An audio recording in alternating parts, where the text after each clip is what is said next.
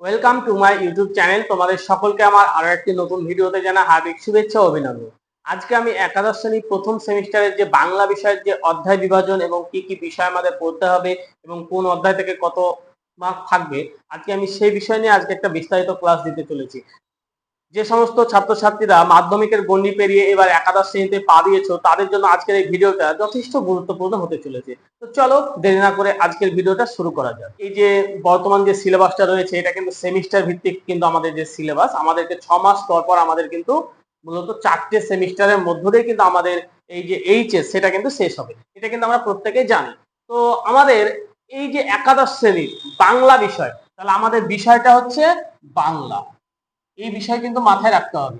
তো বাংলা এই যে বিষয়টা রয়েছে, তো বাংলা আমাদেরকে কি কি পড়তে হবে, আমাদের কিন্তু প্রত্যেকটা জিনিস শুরু করার আগে কিন্তু সেই সম্পর্কে কিন্তু একটু জানা দরকার যে আমি এই যে 6টা মাস পড়াশোনা করবো, তো 6টা মাস কি কি বিষয় আমাদের পড়তে হবে, এটা কিন্তু আমাদের প্রত্যেককে কিন্তু মাথায় রাখতে হবে। তো চলো আমরা দেখি। প্রথমেই আমাদের আছে একটা গল্প। গল্পের মধ্যে আমাদের উল্লেখযোগ্য একটা গল্প রয়েছে, সেটা হচ্ছে পুঁই মাছা। খুব সুন্দর একটা গল্প, যেটা কলেজেও অনেক ইউনিভার্সিটিতে এটা কিন্তু পাঠ্য আছে। তো পুঁই মাছা এটা লিখেছেন বিভূতিভূষণ বন্দ্যোপাধ্যায়, এবং সব থেকে বলে রাখি যে এই গল্প থেকে কিন্তু আমাদের সব থেকে বেশি নাম্বার রয়েছে। এখান থেকে আমাদের নির্ধারিত নাম্বার হচ্ছে 8 নাম্বার। তাই এই গল্পটাকে কিন্তু আপনাকে খুব যত্ন সহকারে কিন্তু এই গল্পটা কিন্তু প্রতিটা বিষয় আয়ত্ত করতে হবে। আর একটা কথা বলি, আমাদের এই যে পরীক্ষাটা যেটা হবে সেটা কিন্তু সম্পূর্ণ এমসিকিউ।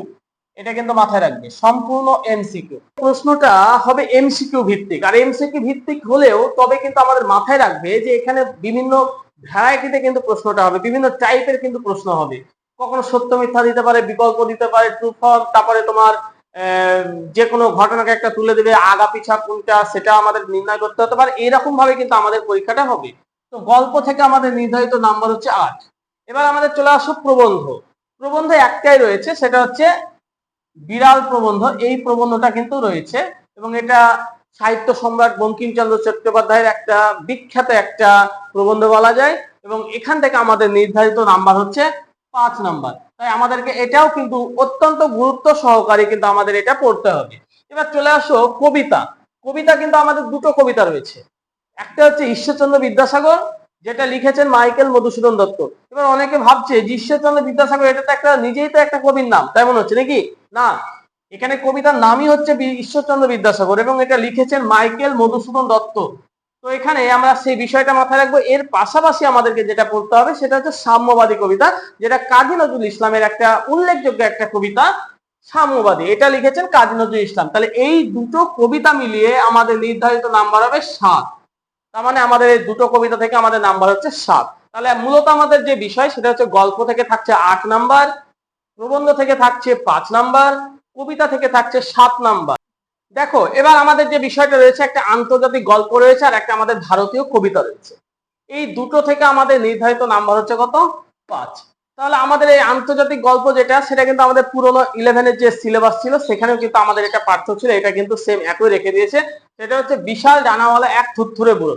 এটা লিখেছেন গাব্রিয়েল গার্সিয়া মার্কেজ, এটা মনে রাখবে। আর ভারতে যে কবিতা সেটা হচ্ছে চারণ কবি, এটা লিখেছেন ভারভারা রাও। তা আমরা এই বিষয়গুলো কিন্তু অবশ্যই মাথায় রাখবো। এখান থেকে আমাদের নির্ধারিত নাম্বার হচ্ছে 5। তাহলে এখান থেকে এই যে এতটা পর্যন্ত যেটা পেলে, এটা হচ্ছে আমাদের টেক্সট বুক। টেক্সট বুক থেকে আমাদের কত নাম্বার থাকছে তাহলে দেখে নাও। 8 আর 5 13, 13 এর সাথে 20, 20 আর 5 25। তাহলে টেক্সট বুক থেকে আমাদের থাকছে নির্ধারিত 25 নাম্বার। আমাদের কিন্তু বাংলা বিষয় দুটো বই রয়েছে, একটা হচ্ছে টেক্সট বুক আর একটা হচ্ছে সাহিত্যের ইতিহাস। তো আমাদের এই টেক্সট বুক থেকে তাহলে আমরা নির্ধারিত নাম্বার পাচ্ছি 25 নাম্বার। এবার চলে আসো আমাদের যে সাহিত্যের ইতিহাস, যে শিল্প সংস্কৃতি যে বইটা রয়েছে সেখানে। এখানে আমাদের মেন যেটা সেটা হচ্ছে ভাষা। আর এই ভাষার মধ্যে কিন্তু আমাদের 4টে টপিক ঢুকে আছে। কি কি?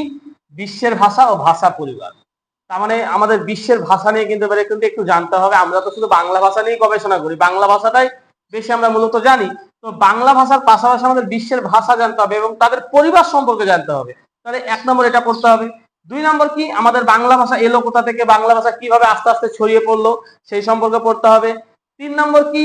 সেটা হচ্ছে ভারতে কি কি ভাষা রয়েছে এবং তাদের পরিবারগুলো সম্পর্কে জানতে হবে। আর সবশেষে আমাদের বাংলা ভাষার যে বৈচিত্র্য, সেই বিষয়টার উপর অত্যন্ত গুরুত্ব দিতে হবে।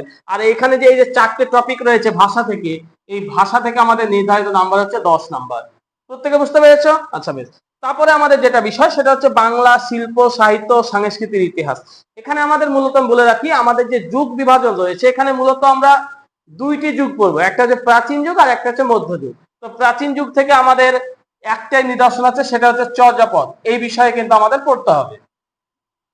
আর মধ্যযুগের যে বিষয় সেখানে আমরা বেশ কিছু বিষয় পাবো। শুরুতেই পাবো তোমার শ্রীকৃষ্ণ কীর্তন কাব্য, বৈষ্ণব পদাবলী, তারপরে তোমার ধর্মমঙ্গল যে মঙ্গল কাব্যগুলো রয়েছে সেই বিষয়গুলো পাবে।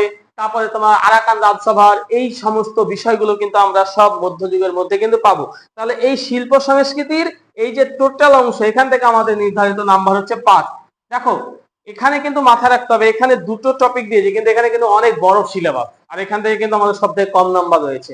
তাই এই জায়গাটা কিন্তু ভালো করে পড়তে হবে, কারণ এখানে 5 নাম্বার আছে আর এখানে সিলেবাসটা হচ্ছে অনেকটা বড়। তাই এই সিলেবাসটা অনেকটা কলেজের সিলেবাসের মতো হয়ে গেছে, যেটা তোমাদের ক্ষেত্রে কিন্তু অনেকটা প্রভাব ফেলতে পারে। তাই তোমরা যদি বুঝে পড়াশোনা করো, আশা করি তোমাদের কাছে বিষয়টা শুরুতে কঠিন হলো, আস্তে আস্তে কিন্তু বিষয়টা অনেকটা সহজ হয়ে যাবে।